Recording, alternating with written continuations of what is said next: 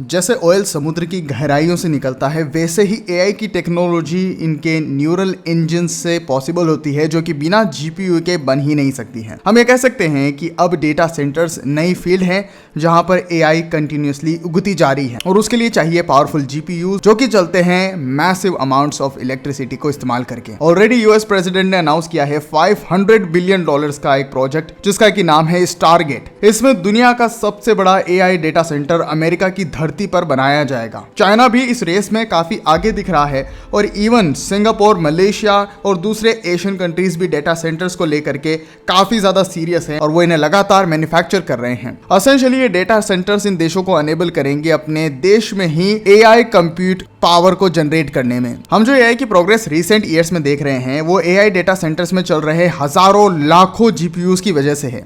एक AI data centre में 1 lakh GPUs 24/7 AI को बनाते हैं। मॉडल्स जैसे कि चैट जीपीटी, गूगल की जेमिनाई, एक्स का बार्ड को कंटिन्यूसली ट्रेन करते रहना होता है। उसी वजह से ये एडवांस हो पाती है और इन एआई डेटा सेंटर्स में लगातार ये एआईज और ज्यादा एडवांस और स्मार्ट होती जा रही हैं। एआई डेटा सेंटर्स दिखने में किसी नॉर्मल डेटा सेंटर जैसा हो सकता है, लेकिन ये काफी ज्यादा डिफरेंट है। तो आइए समझते हैं उस जगह को जहां पर फ्यूचर की टेक्नोलॉजी को बनाया जा रहा है। एक AI data centre massive facility होती है। एनवीडिया एक मेजर एआई चिप मेकर है। ये एक ऐसी जीपीयू को बनाती है जो कि कई कन्वेंशनल चिप से ज्यादा पावरफुल होते हैं। ऐसी बहुत सारी चिप से एक एआई डेटा हाउसिंग बनती है और ऐसे बहुत से हाउसिंग जब एक साथ में लगाए जाते हैं तब उससे बनता है एक डेटा क्लस्टर जो कि इस तरह का पूरा एक बॉक्स होता है। ये एआई डेटा क्लस्टर बहुत ज्यादा पावरफुल कंप्यूट प्रोवाइड कराता है। अगर नॉर्मल डेटा सर्वर से हम कंपैरिजन करें तो उससे ये 10 से लेकर के 100 गुना तक ज्यादा पावरफुल हो सकता है, लेकिन इसका एक डाउन साइड ये है कि ये उतनी ही ज्यादा इलेक्ट्रिसिटी का भी इस्तेमाल करता है। इन डेटा क्लस्टर्स को रात दिन एआई मॉडल्स को ट्रेन करने के लिए यूज किया जाता है।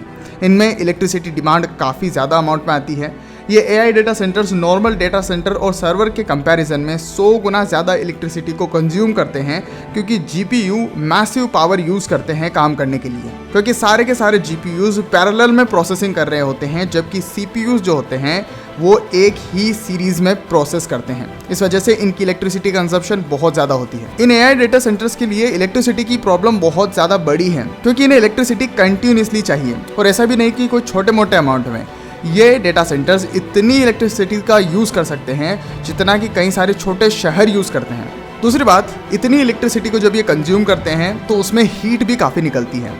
कन्वेंशनल डेटा सेंटर में एयर कंडीशनर का इस्तेमाल किया जाता है जिससे कि सर्वर्स को ठंडा रखा जा सकता है। इन्हें ऑपरेशनल टेम्परेचर पर रखने के लिए लिक्विड कूलिंग का इस्तेमाल होता है, जिसके लिए एक्स्ट्रा मशीन्स और इक्विपमेंट्स को डेटा सेंटर्स के अंदर बनाना पड़ता है। एयर कंडीशनर में जैसे ठंडी हवा घूमती है, वैसे ही इन डेटा सेंटर्स में गैस डायरेक्टली जीपीयू से कनेक्ट होती है और वहां पर जो हीट बनती है उसे डायरेक्टली कूल्ड गैस से ठंडा किया जाता है। इस सिस्टम के लिए कई सारी मशीन्स और रिसोर्सेज एआई डेटा सेंटर्स पर रखनी पड़ती है, क्योंकि कूलिंग डायरेक्टली असर करती है जीपीयू की एफिशिएंसी पर, और अगर कूलिंग अच्छी नहीं होगी तो जीपीयू प्रॉपर्ली परफॉर्म नहीं कर पाएगा, ज्यादा हीट होगा और अल्टीमेटली एआई इतनी ज्यादा एफिशिएंटली बन नहीं पाएगी। इसी कारण से एआई डेटा सेंटर्स ना सिर्फ जीपीयू को पावर करने के लिए ज्यादा इलेक्ट्रिसिटी यूज करती है, बल्कि उसके साथ साथ उन्हें ठंडा रखने के लिए सिग्निफिकेंट अमाउंट ऑफ इलेक्ट्रिसिटी लगती है और ये भी एक प्रॉब्लम है। इसी वजह से कहा जाता है कि न्यूक्लियर पावर सबसे बेस्ट सॉल्यूशन है इस तरह के प्रोजेक्ट्स को लेकर के, क्योंकि इनके अंदर हम जब चाहे जैसी चाहे इलेक्ट्रिसिटी बना सकते हैं और वो भी अनलिमिटेड।